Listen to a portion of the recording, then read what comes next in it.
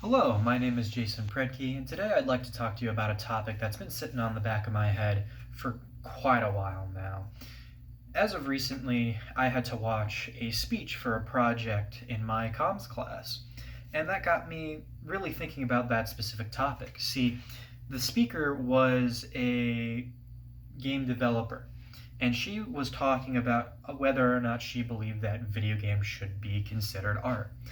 And it's not a brand new topic. People have been talking about this for years at this point, ever since at least I was a kid and I grew up around video games. All the time online, I hear discussion of, hey, should video games be allowed in art museums? Or, hey, do you think video games can be considered art? And after watching numerous different videos and reading articles about whether or not video games should or shouldn't be considered art, I've come to put my own hat into the ring about what I believe video games should be classified as. And as a result, I've come to the conclusion that video games can be art when that is the intention. And in order to get this point across a little bit, I'll let me go in depth and explain it a little bit. See, after playing games for years, you kind of get a multiple different experiences from it as a result.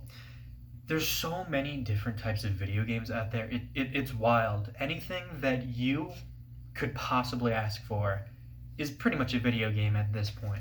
If you're into mysteries, there's mystery solving video games. You've got your action video games, rhythm, puzzle, story based video games.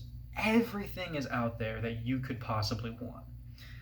And as a result, there's a mixed bag of different ideas and experiences being thrown around that you have access to.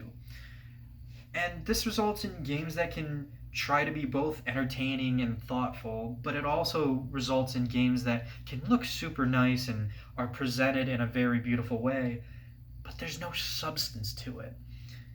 And it's where there's that happy medium that a lot of the times the games that we as people in the video game community see them as art. So, what are the arguments that are saying that video games are not art?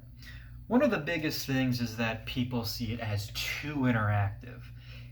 Being able to play a piece of media makes it so that you are altering the experience and your decisions and input into the game change what happens within the game. So a lot of people believe that art doesn't really work that way. Another prime example would be greedy companies. This is a thing that's also been pretty talked about recently in the video game industry with companies like EA, where they like to put in microtransactions within games so that way they can get more money from their products, be that in-game cosmetics or ways to get ahead within the game. It's also in a lot of ways seen as mindless entertainment, just to sit there and you press your buttons on your controller and look at what goes on the screen. And in an article from The Guardian, it states that players tend to they're not able to impose themselves into the video game.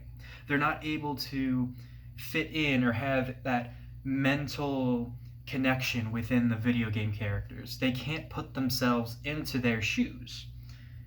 And in a lot of these arguments nowadays, it doesn't work like that.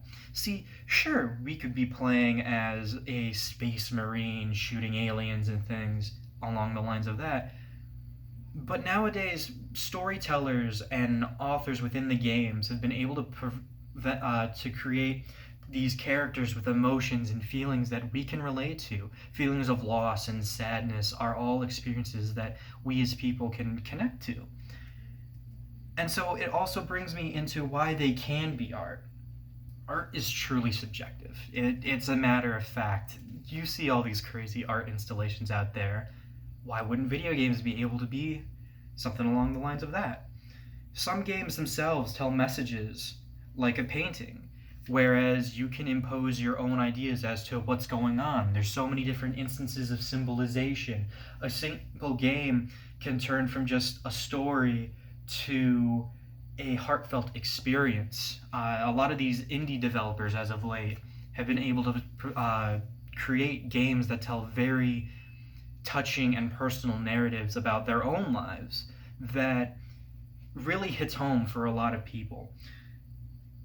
One of these games in particular that holds a special place in my heart and the hearts of a lot of people is the indie game by the name of Celeste. This game, it changes a lot of people's perspectives of what video games are able to be. Yes, it's still a game where you hop from one platform to the next in order to reach the end, but within the story is a metaphor for climbing and getting over one of your biggest issues. And in the case of the main character, Madeline, that would be depression. And it's done in such a masterful way that it's a game I have to recommend to absolutely everyone. And if I wanted to tell someone, hey, this game is a work of art, it's that game. You need to stop everything and play that fantastic game right now if you get the chance. And one more thing that I also like to add about why they can be art is that people put a lot of passion and hard work into games. It's not just someone sitting at their computer typing out ones and zeros to get things done. It's someone who has an idea and a passion for creation that puts their idea out into the world for everyone to enjoy, to bring that little bit of happiness or tell someone, hey, this is okay to feel, in a format that feels accessible to many different people. So, if a video game really does try, it can definitely be a piece of art. Of course, it doesn't have to be either. You have your wacky games like Goat Simulator, where you play as a goat, and you have your shooter games like Call of Duty.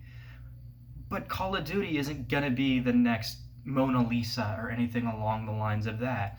It really depends on what experience the people who are trying to make the game is trying to convey to the player. And as a result, video games don't all have to be art. Thank you.